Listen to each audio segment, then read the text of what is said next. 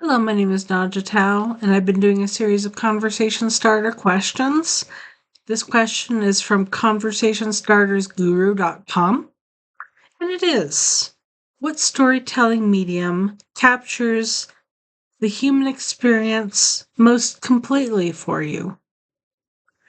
So I thought I would start by listing what some of the options are. What are some of the storytelling mediums available? There's theater, there's visual art, there's music, film, dance, writing, and there are subcategories of these things like graphic novels, zines, TV shows, movies, operas, ballets, heavy metal music. And then there are the more experimental or a little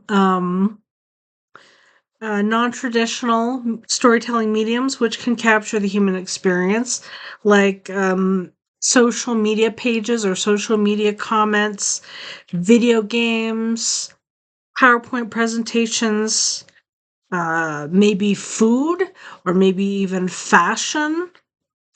I mean, maybe even the way that you do your housekeeping can tell a story about the human experience. But I think that the storytelling medium that best captures the human experience is literature. I think some people will get more joy out of other mediums for all kinds of different reasons. But for me, it's literature. And I think that literature has the most potential for accuracy in transmitting thought. With a movie, you get to see accuracy of visual information, but even though we all have mirror neurons, we're not all going to feel exactly what an actor is feeling when they perform a really moving scene on stage or in a movie. Um, Not being able to engage any of the senses is definitely a disadvantage of reading literature. But reading requires you to pull from your own experience and your own imagination to remix them into a kind of daydream. And you know, I think that when you imagine something, the sensory experience is never as vivid as reality, but the feelings that can come up for you from imagining a situation can be about the same as the ones that you experience in reality. So I think that when you create a world from your imagination, it can still be extremely powerful. And in literature, you aren't just transmitting a play by play of the events. You can also include what the experience means to you as the author. You can try to describe the feelings that you or the characters felt. And you can do an analysis of the events, looking back in hindsight. And you have the precision of words to do all of this. Google Gemini estimates that there are about 170,000 commonly used words, and there are over 1 million words if we include the uncommon words. So there are so many different shades and nuances to each word. Never mind how you can string these words together.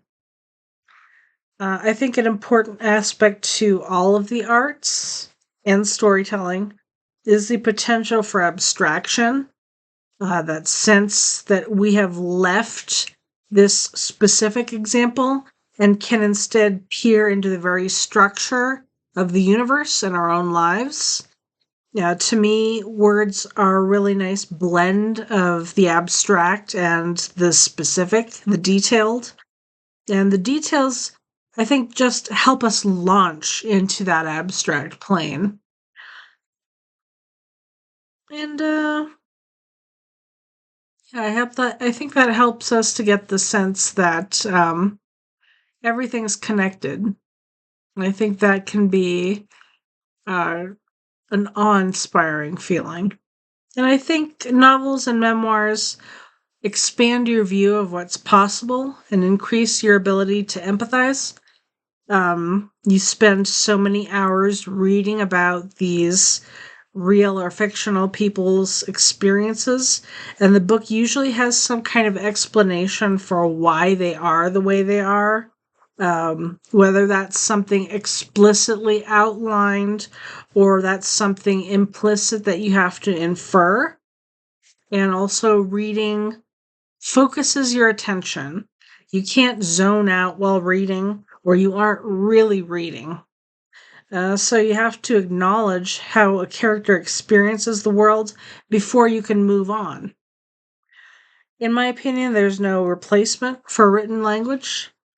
I actually think it goes beyond experiencing what someone experiences sometimes, because the author had to organize a lot of thoughts about the experience, adding things, subtracting things, speeding up time, tightening the focus and meaning of events, relating this experience to other experiences, revealing the larger picture, providing additional context. So, those are some of the reasons why I think that the storytelling medium that captures human experience most completely is literature. So if you have anything to say about the things I've said in this video, or if you have a response of your own, this beanie is too tight for my head. Please leave your comments in the comments section down below. Please like or dislike. Please subscribe. And I hope to see you in another video. Goodbye.